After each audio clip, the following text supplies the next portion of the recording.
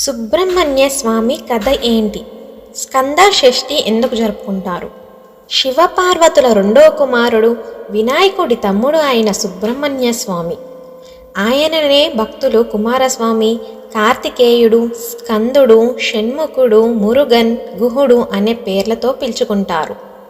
కుమారస్వామి మాతృగర్భం నుండి పుట్టినవాడు కాదు. కథాక్రమంలో పుత్రుడిగా పార్వతీ పరమేశ్వరులు స్వీకరించారు. తారకాసురుడు అనే రాక్షసుని బారి నుండి రక్షణ పొందుటకై దేవతలు బ్రహ్మదేవుణ్ణి శరణు వేడారు. ఆయన పుట్టుకకు కారణాన్ని తెలిపే కథ. తారకాసురుడు అమిత తపోబల సంపన్నుడు, బలాశాలి. అతని అరాచకాలు రోజురోజుకు పెరిగిపోతున్నాయి. అతనిని చంపడం ఎవరి తరము కాదనే పరిస్థితి ఏర్పడింది. 3 లోకాలను భయభ్రాంతులచే పీడిస్తున్న తారకాసురుడు అనే రాక్షసుని బారి నుండి రక్షణ పొందుటకై దేవతలు బ్రహ్మదేవుని శరణు వేడారు. ఈశ్వర తేజాంశ సంభువుని వలనే వీడికి మరణము ఉంటుంది. ఒకనాడు పార్వతీ పరమేశ్వరులు ఏకాంత ప్రణయానందంగా ఉన్న సమయంలో అగ్నిదేవుడు పావురం రూపంలో వారి ఏకాంత మందిరంలోకి ప్రవేశిస్తాడు. అది గమనించిన పరమశివుడు తన దివ్య తేజస్సును ఆ అగ్నిహోత్రంలోకి ప్రవేశపెడతాడు.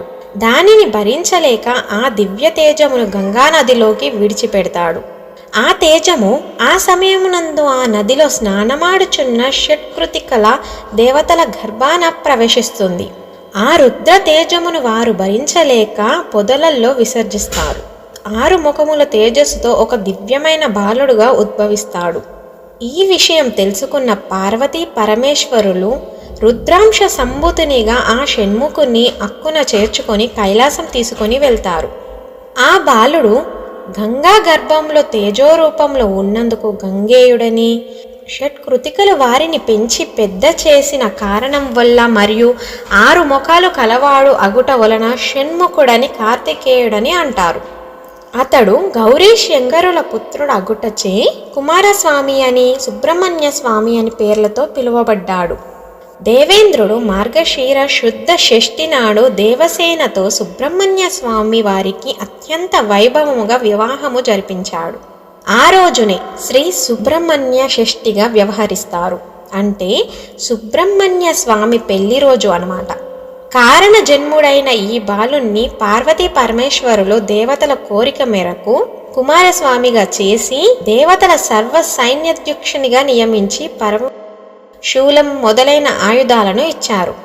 సుబ్రహ్మణ్య స్వామి నెమలి వాహనుడై 6 ముఖాలు 12 చేతులతో ఉగ్రరూపం దాల్చి 6 చేతులతో ధనస్సులను, మరో 6 చేతులతో బాణాలు ధరించి రాక్షస సేనను ఒక్కసారిగా సంహరించాలని తలుస్తాడు. సర్పరూపం దాల్చి రాక్షసులను ఉక్కిరి బిక్కిరి చేసి భీకర యుద్ధంలో తారకాసురుణ్ణి సంహరించి విజయుడైనాడు.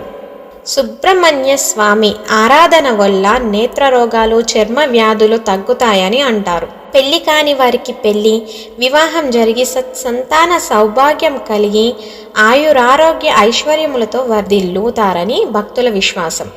అలా సంతానం కలిగిన వారు శ్రీ స్వామివారి సహస్రనామాలతో ఇష్టమైన పేరును వారి బిడ్డలకు పెట్టుకుంటారు.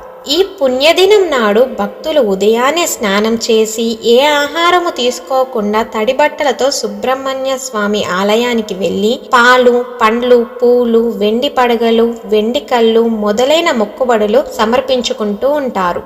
ఇదంతా నాగపూజకు సంబంధించినదే.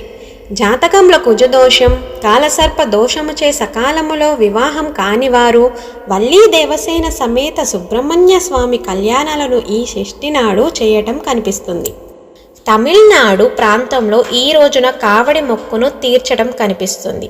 షష్ఠి నాడు కుమారస్వామి ఆలయానికి కావడి మోసుకొని పోవటమే దీనిలోని ప్రధానాంశం. ఈ కావడిలో ఉండే కుండలను పంచదారతోనూ పాలతోనూ నింపుతారు. కావడిలో మోసేవి వారి మొక్కును బట్టి ఉంటుంది.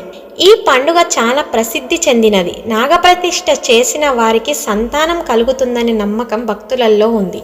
జై సుబ్రహ్మణ్య స్వామి. ఈ వీడియో మీకు నచ్చితే లైక్, షేర్, సబ్స్క్రైబ్ చేసుకోండి.